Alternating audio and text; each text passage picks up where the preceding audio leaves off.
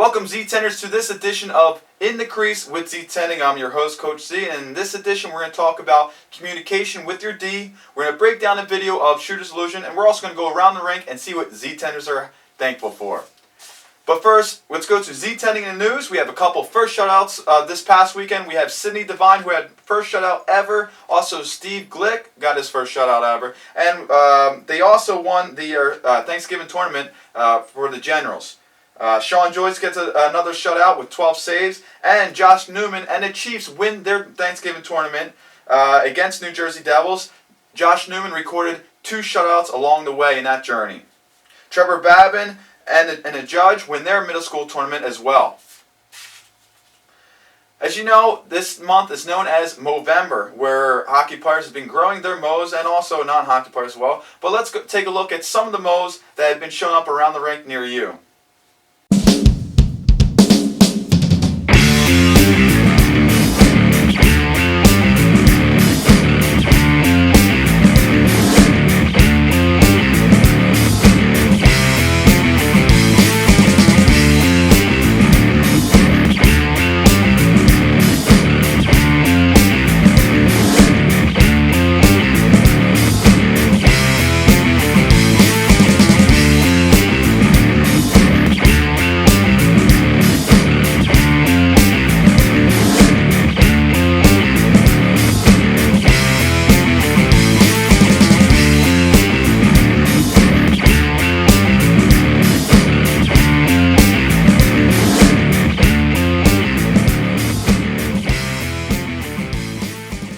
This month is more than just growing mows. It's also the month to be thankful for the things in life. Now, goalies are a strange breed, and people often wonder what is going inside the mask of theirs. So I had a chance to go around the rink and see what some of Z-Tenders are very thankful for. As a goalie, what are you thankful for? What do you mean?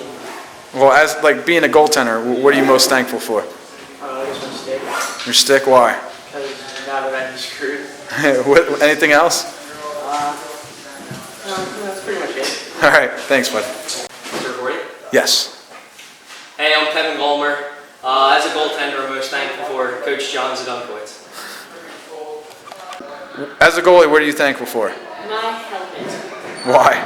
Because taking some shots so hard off of it that I can smell burning rubber, and I'm pretty sure that I would be worse if I hit me in the face. I think we've all smelt that before. Thanksgiving edition. Frankie, what are you thankful for as a goalie? The posts. Anything else? My parents for driving me here and paying. Yeah. What else? Coach Z. All right. You're on a roll here. Let's keep going. Anything else? My house. All right. Thanks, bud. And now onto our main topic, communication with your D. To start off with, there's 4 major keys to live by with communicating with your D. Simple, short, loud, and repeat. Simple. Make sure you know the terms, they know the terms that you're talking and you're saying and instructing them with. Short. Hockey is one of the fastest games in the world. You don't have time to be spitting out a whole bunch of sentences. Short terms. Keep them simple. Loud. If they don't hear you, how are they going to know what to do? And then repeat. Once again, it's a fast-paced game. They don't have enough time to comprehend everything that you're saying. So you have to repeat it. All right? Simple things like wheel, wheel, wheel, or man on, or time. Most important is time, especially when the puck is being dumped in, your defenseman grabs it. We're having a line change. They shouldn't rush it right away. Keep it behind the net. Say, listen, time. You know, changing.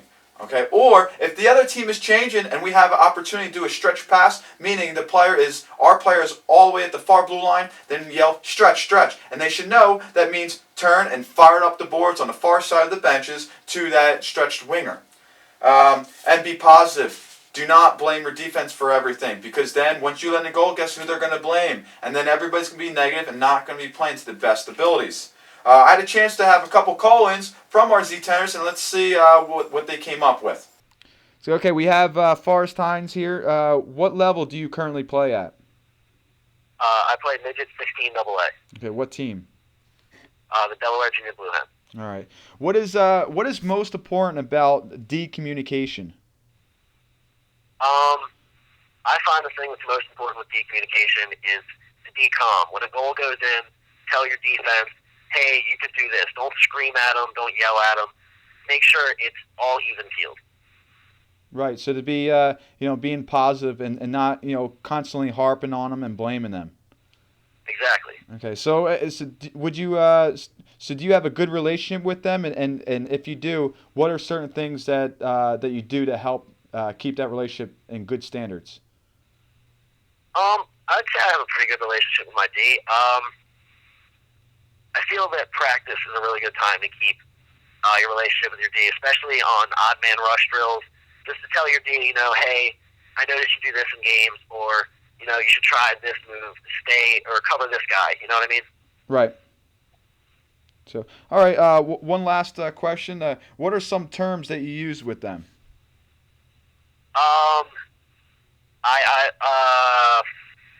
screen, obviously, if they're in front of you, just yell screen, and they should know that means get out of the way. Shot means cover the shot, or pass, cover the pass. Keep it simple, one word, so they can hear it. They don't have to listen to some whole long sentence. Excellent. Perfect. All right, Forrest. Thank you for calling in, and good luck with your season. Thank you. All right, we got Kevin Golmer here with the Valley Forge Minutemen. What level do you play for them? U16 National. Okay.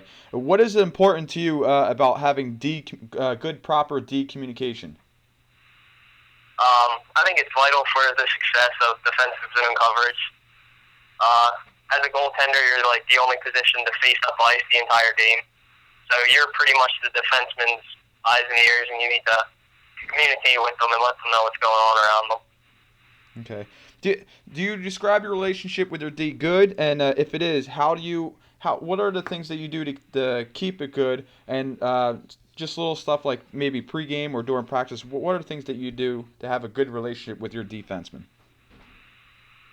The defensemen on my team are definitely one of my closest and best friends. You're out there together as the last line of defense, and I think it's important to keep a good relationship with your defensemen because they're there to help bail you out. And I feel like at the end of the day, they're your buds. All right. What are some of the terms that you use with them? Well, when I stop the puck behind the net, it's either leave it or play it. And behind our net, when the defensemen have it, looking up ice, there's like different plays like man on or reverse. So, all right. Ring it. All right. Well, thank you very much, Kevin, and good luck in your season. Thank you. All right, we have Josh Juiceberger here of the Trent Habs Junior A of the IJHL. What is the most important thing about D communication? All right. The most important thing about D communication is a goaltender should always see themselves as the quarterback of the defense, and it's always crucial to let your D know what they're doing, where they should be, who they should look out for. You need to have that ongoing relationship with them, where they trust you and you trust them. Okay. And, now, going on with that relationship, like, what do you mean by having a good relationship? Is it talking, before the games and practices and just being on the same page? Like, what exactly goes into that good relationship?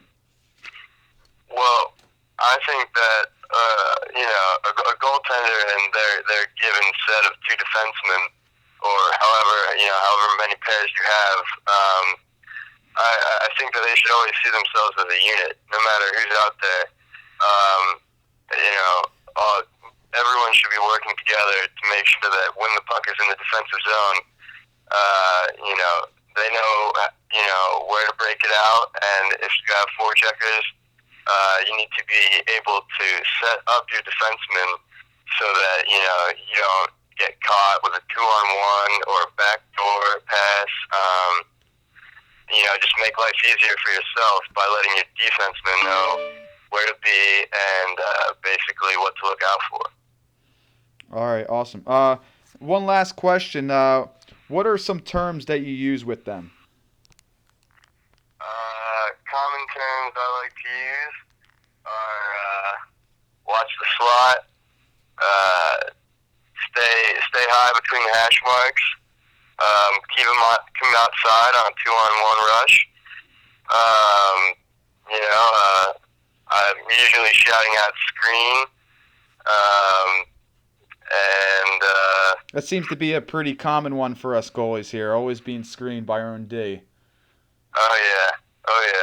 So, all right, well, Juice, thanks for your time, and good luck in your season.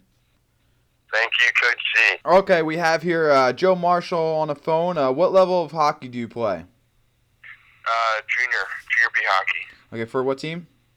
Philadelphia Revolution. All right. What is most important about D communication?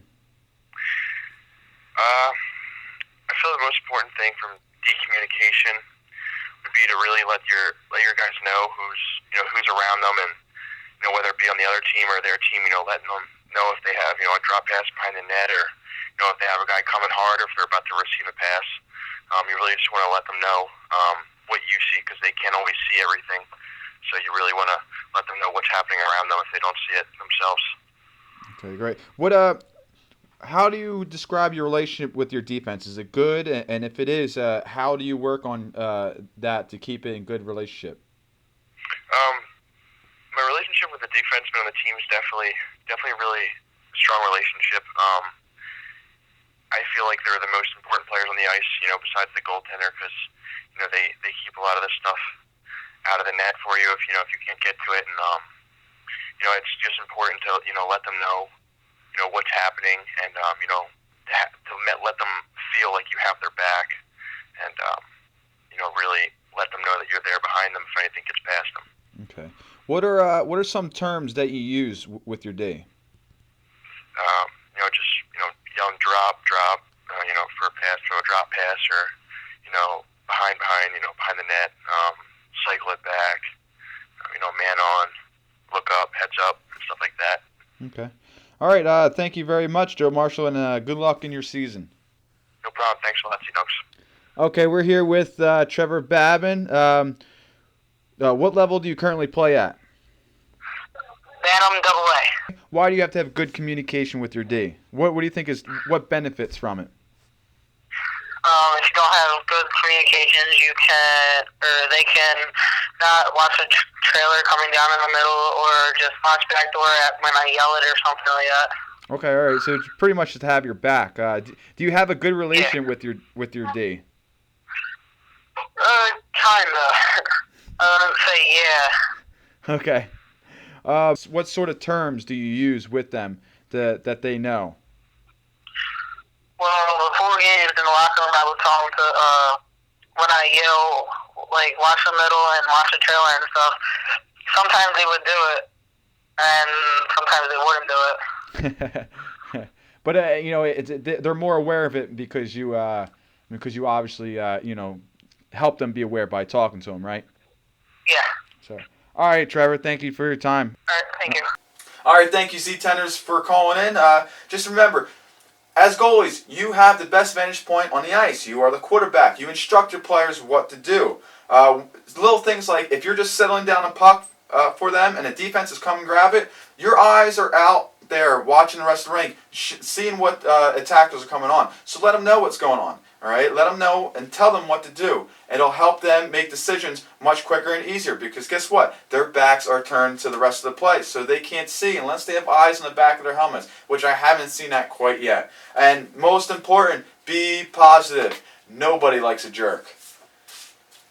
And now for this week's video breakdown, we're going to take a look at the shooter's illusion. First, we take a look at the shooter's illusion from the eyes of the puck, with the goalie in his stance on the correct angle and on top of his crease. Here we can see a 9-year-old covers most of the net with his shoulders at the crossbar. There is an even amount of space on each side.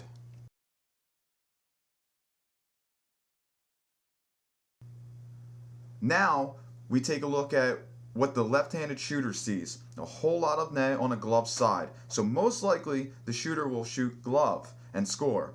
Little do they know, the goalie has cut down the angle to be in good position and to make the save.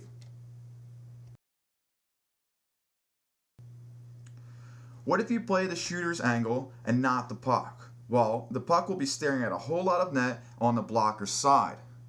Here we can see Frankie's on top of his crease has a good stance. However, if you play the wrong angle, you're going to be completely off. So make sure you're playing the angle of the puck. But from the eyes of the shooter, they think that you're in position and they don't think they have too much to shoot at. And it looks like that you're on the angle. This shows the importance of being on the angle of the puck and not the shooter. Now let's take a look at the goalie in correct position again, but in a butterfly. Even a 9-year-old covers most of the net when in a proper butterfly, not sitting down and having the gloves up. And on top of the crease. You can see there's still an even mound net between each side, and sitting up in a butterfly shows that he can cover tons of net even as a 9-year-old with the shoulders close to a crossbar. This just goes to show that even if you're small and young, doesn't mean that you can't go down. As long as you have a proper butterfly and good positioning, you can go down, use the butterfly, and be very effective. And once again, we see the eyes from the shooter, from a left-handed shooter. Tons of net on a glove side, and the shooter thinks, oh, I'm going to shoot glove and I'm going to score. But once again, they don't see from the eyes of the puck, and there is not much net to shoot at. And the goalie is going to cut down the angle. That's why a lot of times on the lefty on a glove side will shoot glove, and vice versa. A righty coming from the blocker side will shoot on that short side, that blocker side.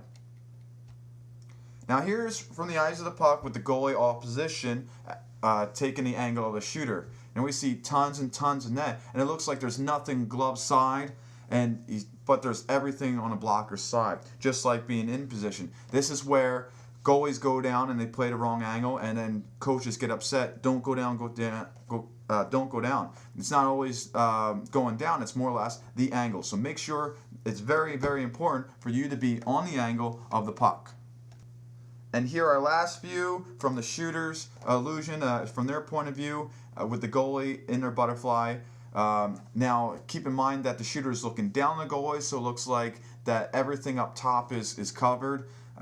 So here's the big illusion here, that there's all this room up top. Now if the goalie was in the correct angle of the puck, they would see sort of the same thing, but from the eyes of the puck, we know that we're perfectly centered on the angle. But here we see that they're on the off angle. In conclusion, we can see from the eyes of the puck is coming from an upward trajectory. We have to be on the angle and on the correct angle of the puck. Have a good stance on top of the crease. And from the shooter's illusion, that they're going to see different of what the eyes of the puck are actually seeing. They're going to see more from the side of their eyes, obviously. And then when we're on the off angle, the puck sees a ton of net. Our game is a matter of inches, and the further we're off, there's going to be way more net going to be on that other side. And then when we are off, the shooter is going to see that we're on the angle, and it's the illusion that the eyes of the puck and the shooter see. Now on top of the crease, goalies, even at 9-year-old mites and squirt goalies, can be in their butterflies as long as they're on top of the crease, and they can go down often and have an effective butterfly. And once again, we're seeing that the shooter's illusion, they're going to see glove, and most likely the goalie has a great opportunity to make the save because they are on their angle and on top of the crease. And when they're off their angle, there is a lot of net. This shows the importance of being on your angle and on top of the crease and having solid stance either on your feet or in your butterfly. All right, now we had a chance to catch up with Ztender Frank Betkunas and put him on a hot seat. And we threw some rapid fire questions at him, and let's see what he came up with. All right, what's your name? Frank. Age? What? How old are you? 9. What team you play on? Revolution. Who's your favorite team in the NHL? Flyers. Why are you a goalie? Because my team needed a goalie, and I tried it, and I really liked it, so I got into goaltending. All right, what do you like most about it? That you have to put position on the ice. All right, who do you like better, Brizgalov or Bobrovsky? Brizgalov. What's your favorite color? Black and blue. All right. If you could get a lesson from any goalie in the NHL, who would it be? Does it have to be in the NHL? Anyone. Shredyak. All right. All right, this week's off-ice drill is actually part of a warm-up. It helps your flexibility, it helps your stretching. Stretching and dynamic warm-ups aren't just the best things for you. You can also use a foam roller. I use them before lessons, games, practice. I use them all the time, daily. What a foam roller does, it helps give you myofascial release. And I'm just going to go over a couple basic drills, but for more information, go to In Gold Mag and read the article from Maria, and also visit her YouTube channel. Let's take a look at those drills. Alright, here we're going to use basic foam roller. You can get them for about 20, 30 bucks for a cheap one. This one was, I think, 20. And go through the basics. Hamstrings. Alright, cross your legs over. Start from behind the knee. Lift yourself up and just roll it through. Try and get each side. Roll it through. Switch legs. Another thing you want to get here is the calves, same thing. All right. Cross your legs, put your weight on it. The more weight you put on it, the more obviously it's going to press down, and then the better it's going to do. At first, it's going to feel a ton of pain, and it's going to be uncomfortable, but as you get a little bit more used to it, put a little bit more pressure on. Next, we want to get to the quads. All right, start here, get it at the hip. All right, left leg up, roll it through, getting the inside of the quad, outside, and we can get the IT band. It's the outside of the thigh.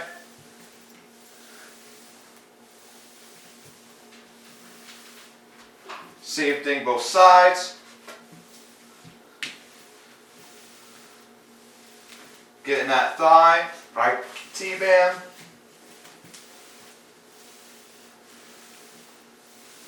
Okay.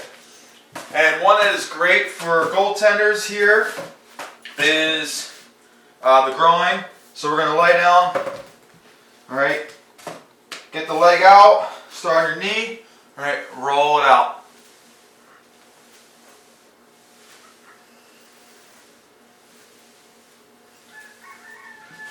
Other side.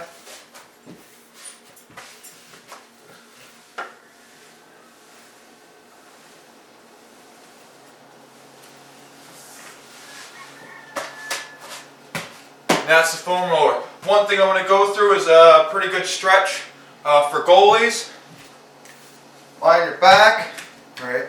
Bring your legs out and try and pinch your knees in. You're going to work on the hips here, and you're going to widen your butterflies. Great stretch for all goalies. Try and bring them out. The more flexible you get, bring your feet out a little bit wider and try and pinch your knees in. All right.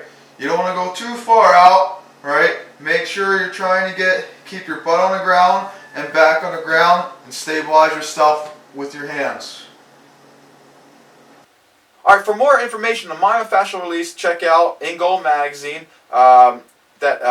That has Maria of Revolution Conditioning and GoalieTrainingPro.com's great article, and also visit her YouTube channel, Revolution Conditioning. Now, thank you very much for watching this episode of In the Crease with Ztending. I'm your host, Coach Z. Next week's episode, we're going to talk about positioning. We're going to break down a video of butterfly slides, and we're going to go through much, much more. Don't forget to check us out on Twitter, YouTube, Facebook.